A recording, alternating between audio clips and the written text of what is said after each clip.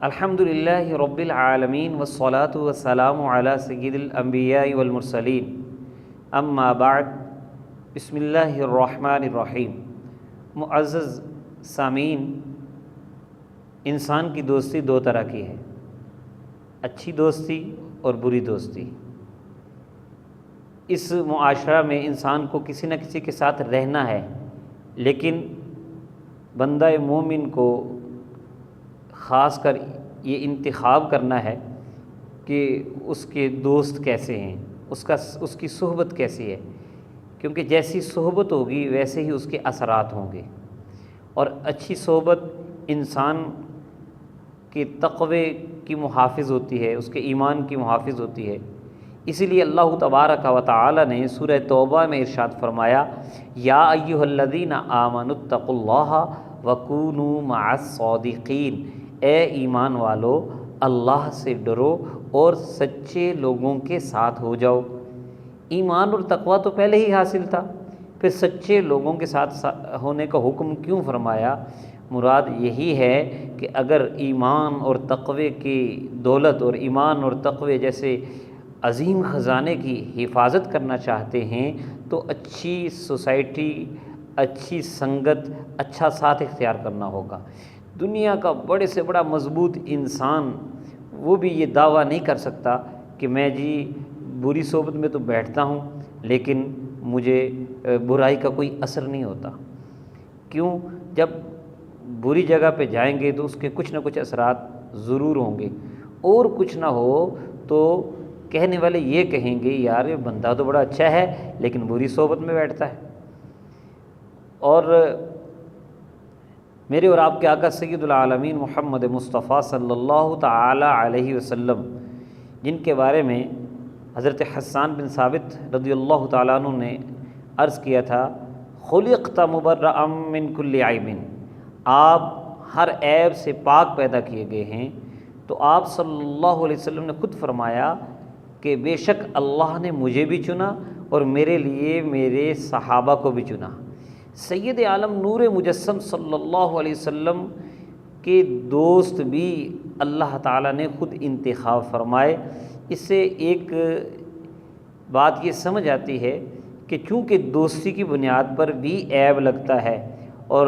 لوگ انگلی اٹھاتے ہیں کہ اس کے دوست کیسے ہیں، تو اللہ تبارک و تعالی نے اپنے محبوب کو ہر عیب سے پاک کیا تھا، تو اس عیب سے بھی محفوظ رکھا اور سب سے امت کے جو بہترین لوگ تھے ان کو آپ کے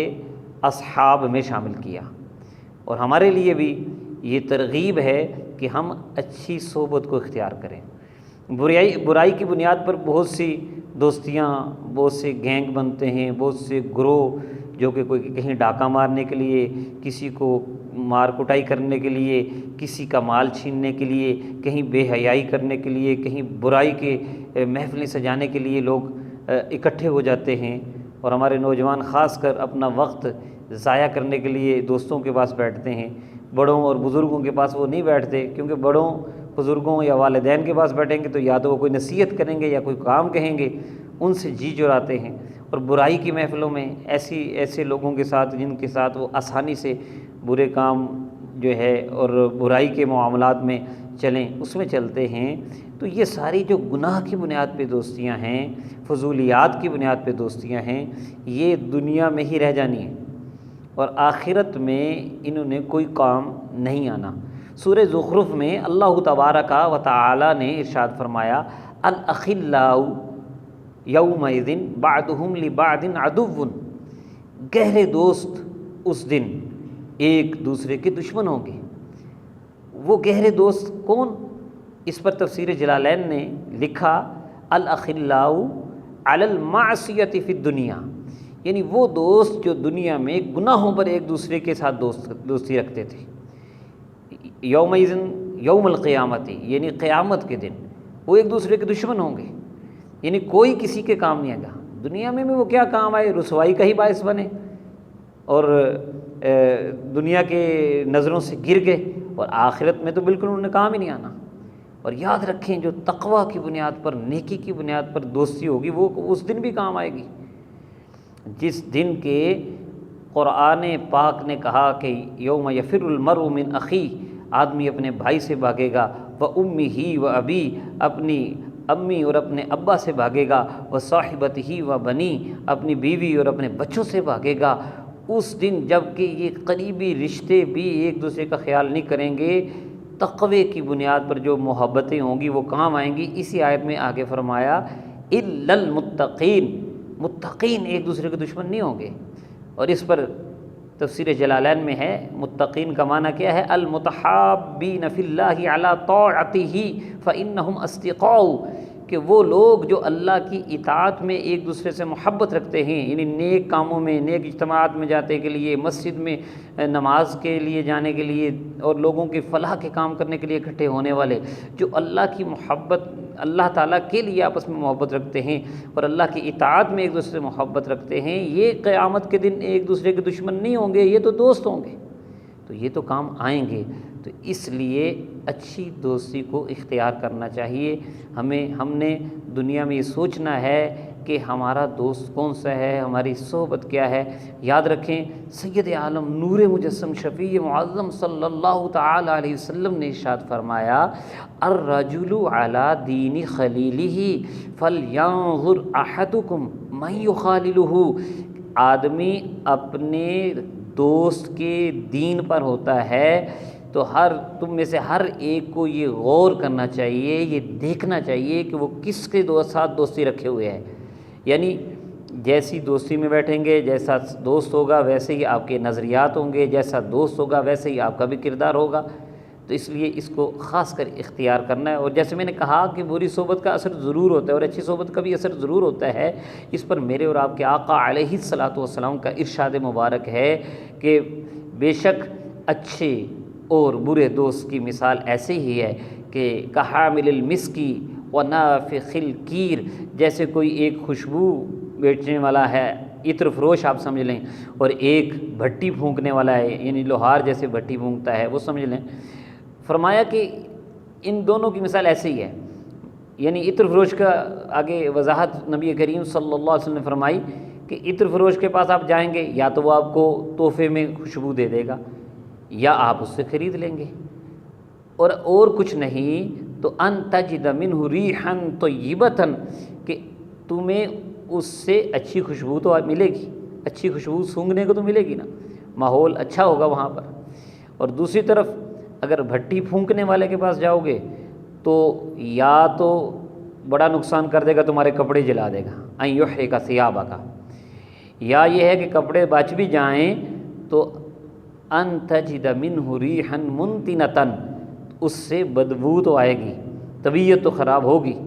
تو اسی طرح میں نے کہا کہ ہم کہتے ہیں جی ہم تو دیکھنے گئے تھے تماشا، بھائی جو تماشا دیکھنے جاتا ہے کبھی وہ بھی تماشا بن جاتا ہے۔ اس لیے برائی کے اڈوں، برائی کی صحبت میں نہیں جانا چاہیے کہ اس کا ضرور کوئی نہ کوئی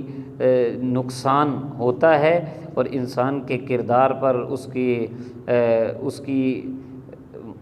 کی دنیا اور آخرت کے لیے وہ نقصان کا باعث ہوتا ہے۔ تو نبی کریم صلی اللہ علیہ وسلم نے کتنے واضح انداز سے ہمیں سمجھایا۔ اسی کو میاں محمد بخش نے یوں بیان کیا کہ چنگے بندے دی صحبت یارو وانگ دکان اتاراں، سودا بھاویں لئیے نہ لئیے ہلے آن ہزاراں، برے بندے دی صحبت یارو وانگ دکان لوہاراں، کپڑے بھاویں کنج کنج بھئیے چنگاں پین ہزاراں۔ تو اس لیے ہمیں اس دنیا میں رہتے ہوئے، کیونکہ زندگی ایک ہی مرتبہ ملی ہے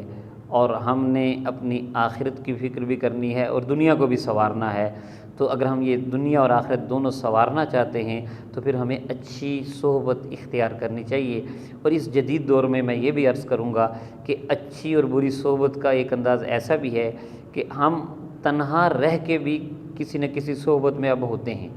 تنہا رہ کے بھی کسی نہ کسی محفل میں ہوتے ہیں، تنہا رہ کے بھی کسی نہ کسی مجلس کو اختیار کر رہے ہوتے ہیں۔ وہ کس طرح کہ ہمارے ہاتھ میں موبائل ہے، یہ سوشل میڈیا ہے، اس پر ہم کسی نہ کسی سے چیٹنگ کر رہے ہوتے ہیں اور کسی گروپ میں ہم شامل ہوتے ہیں، تو گھر میں چاہے ہم اکیلے ہی بیٹھے ہیں لیکن ہم کسی صحبت میں وقت گزار رہے ہیں۔ اسی طرح الیکٹرانک میڈیا جس پر ہم پروگرام سن رہے ہیں، اس پہ تو خاص ہم پیسیو ہو کے بیٹھے ہوتے ہیں، خود تو کچھ نہیں کر رہے ہوتے، وہ جو کچھ کہہ رہے ہوتے ہیں ہمارے ذہن پہ اثر کر رہا ہوتا ہے، تو ان دونوں میں بھی ہمیں انتخاب کرنا ہے کہ ہم سوشل میڈیا پر کیسے میسیج دیکھ رہے ہیں، کیسے پروگرام دیکھ رہے ہیں، اور کیسی صحبت اختیار کر رہے ہیں، کیسے دوستوں میں گروپ میں ہم شامل ہو رہے ہیں۔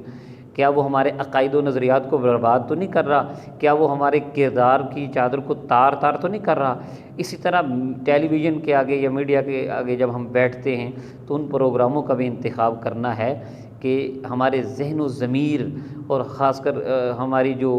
بنیاد ہے، نظریہ اسلام ہے، اس پر تو کوئی اٹیک نہیں کر رہے۔ تو اس لیے ان کو دیکھتے ہوئے بھی ان میں بھی ہمیں انتخاب کرنا ہے۔